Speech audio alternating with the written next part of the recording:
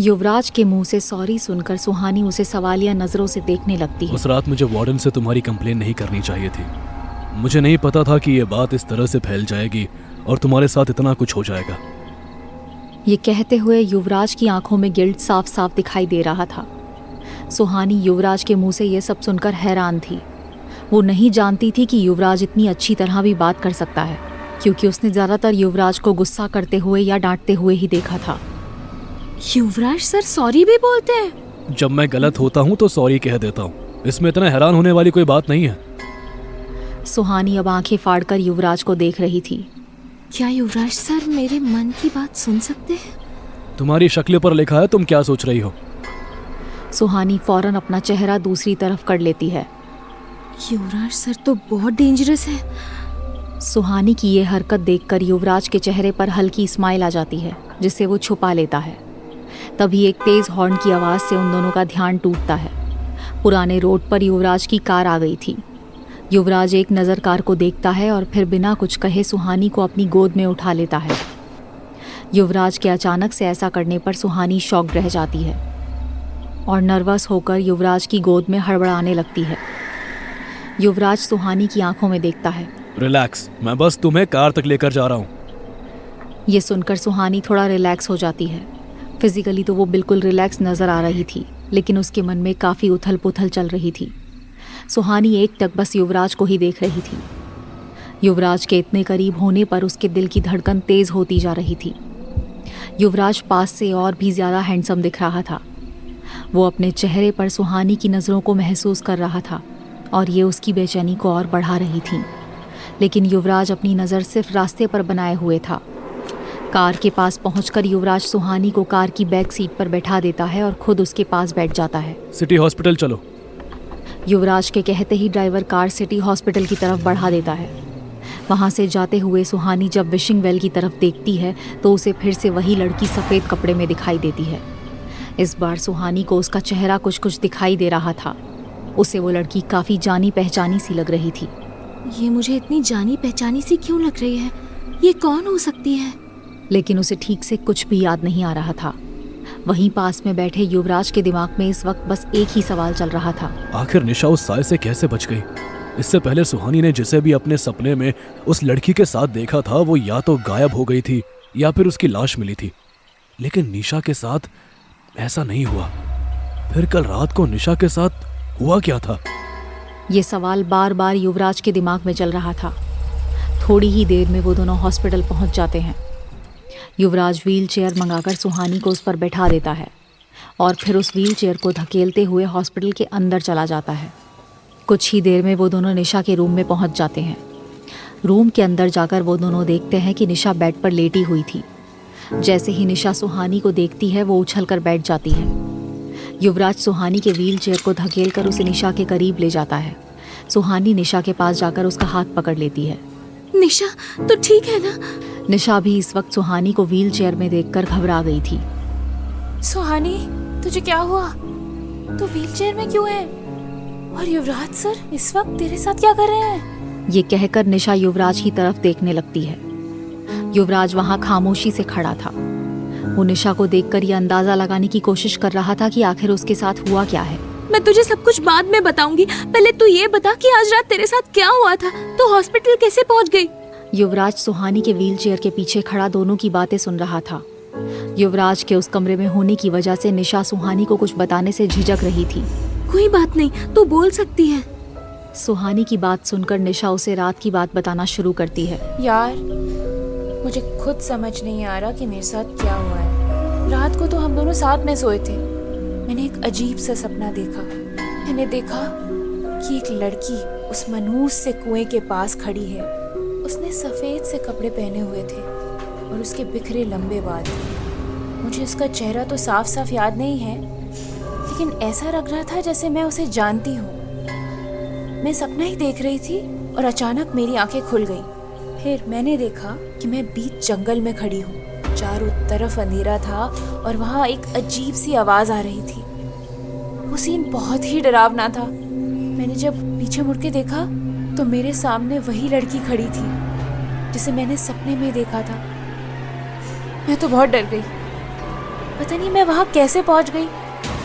फिर तुम उससे बची कैसे? बता रही हूँ, पूरी बात तो सुनो।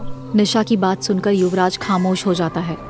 अंधेरे में मुझे कुछ ठीक से दिख नहीं रहा था, बस उस लड़की के सफेद कपड़े और बिखरे बाल ही दिख रहे थे। उसने मेरी तरफ अपना हाथ बढ़ाया। वो मेरा गला दबाकर मुझे मारना चाहती थी, लेकिन पता नहीं क्यों वो मुझे छू भी नहीं पा रही थी। ये सब देखकर मैं काफी ज्यादा डर गई थी।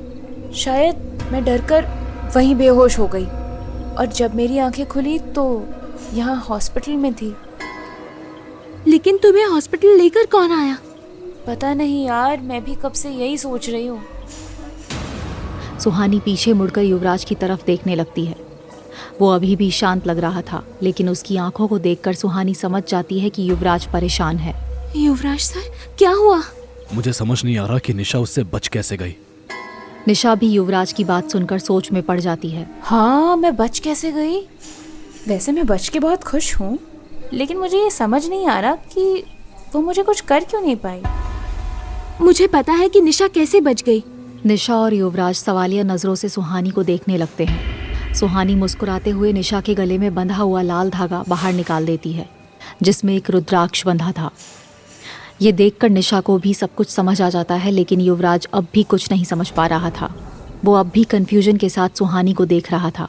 कुछ दिनों पहले एक अघोरी बाबा ने निशा को ये रुद्राक्ष दिया था।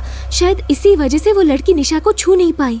ये जानकर युवराज को भी अब सारी बातें समझ में आ जाती हैं। बस एक बात हमें पता नहीं है। क्या? तुझे इतनी रात को विशिंग वेल से हॉस्पिटल लेकर कौन आया? आमतौर पर रात में पुराने रोड की तरफ कोई भी नहीं जाता। सुहानी का सवाल पूरा होते ही दरवाजे से एक कड़क आवाज सुनाई देती है। ये आवाज सुनकर निशा, युवराज और सुहानी तीनों दरवाजे की तरफ देखते हैं। दरवाजे के पास एक 26-27 साल का हैंडसम आदमी खड़ा था। 6 फीट हाइट, गोरा रंग और शानदार पर्सनालिटी। वो आदमी हॉस्पिटल के रूम के अंदर आता है और निशा, सुहानी और युवराज की तरफ देखता है। वो तीनों इस वक्त कंफ्यूज थे, लेकिन कंफ्यूजन का भाव सिर्फ निशा और सुहानी के चेहरे पर था। युवराज का चेहरा अभी भी शांत था। उन तीनों को समझ नहीं आ रहा था कि ये आदमी कौन है और इतनी रात को ये विशिंग वेल के पास क्या करने गया था, जहां निशा इसे मिल गई। गुड मॉर्निंग एवरीवन, मैं एएसपी अर्नव सिंह। पुराने रोड के सारे केस अब से मैं और मेरी टीम हैंडल करेगी। अर्नव की बात सुनकर उन तीनों की कंफ्यूजन हैरानी में बदल जाती है। एएसपी अर्नव सिंह का नाम सुनते ही सुहानी और निशा हैरानी से उसे देखने लगते हैं। युवराज भी ये सुनकर चौंक जाता है, लेकिन उसके चेहरे पर कोई एक्सप्रेशन नहीं आता। निशा और सुहानी के बाद अर्नव की नज़र युवराज पर जाती है। युवराज को देखते ही उसके चेहरे के एक्सप्रेशंस बदल जाते हैं। अर्नव आगे बढ़कर युवराज के सामने जाता है। वो शक और मुस्कान के मिले जुले एक्सप्रेशन के साथ युवराज को देख रहा था। हेलो मिस्टर युवराज दीवान, तो फाइनली आज आपसे मुलाकात हो ही गई। ये कहकर अर्नव युवराज की तरफ अपना हाथ बढ़ा देता है। युवराज भी अर्नव से हाथ मिलाता है। Hello ASP Singh, welcome to Shimla. Thank you mister Diwan. Arnav और युवराज एक दूसरे को इस तरह से देख रहे थे जैसे वो एक दूसरे के कॉम्पिटिटर हों।